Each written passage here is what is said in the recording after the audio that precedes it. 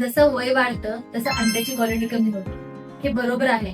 पण आमच्या पाहण्यात असंही आलेलं आहे की लेडीजचं वय जास्त आहे पण अंड्याची क्वालिटी पण छान आहे, आणि काहींचं वय कमी असतं जे की 25-26 वय असतं, पण अंड्याची क्वालिटी काही इतपत चांगली नसते. तर आता हे मेनली कशावर अवलंबून आहे?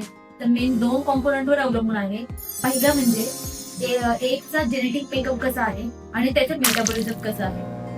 जर तुमच्या मनात विचार येत असेल की प्रेग्नन्सी प्लॅन करण्याचा, तर याच्यामध्ये बॉडी प्रिपरेशन हे खूप महत्वाचं असतं, आणि ह्या बॉडी प्रिपरेशन मध्ये डाएट अँड लाईफस्टाईल यांचा रोल खूप महत्वाचा. तुमचं एक कलेक्शन आहे तर त्याच्या 90 डेज अगोदर आम्ही काही सप्लिमेंट रेकमेंड करतो जे की खूप महत्वाचे असतात.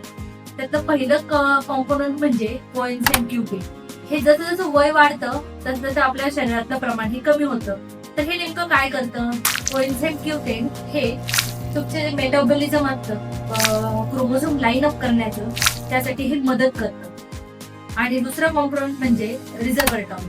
हे पोटंट अँटीऑक्सिडंट आहे आणि हे ह्या प्रोसेसला हेल्प करतं. आणि तिसरा कॉम्पोनंट म्हणजे ओमेगा 3. ओमेगा 3 हे अँटी एजिंग म्हणून मदत करतं. जे की आपलं वय वाढत जातं तसं अंड्याचं पण वय वाढत जातं.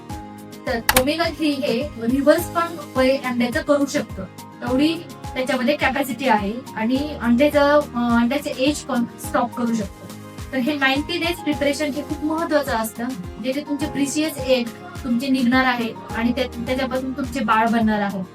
तर अशा अधिक माहितीसाठी किंवा काही याच्यामध्ये शंका असेल ती जाणून घेण्यासाठी तुम्ही प्रियुअर IVF ला नक्की व्हिजिट करा.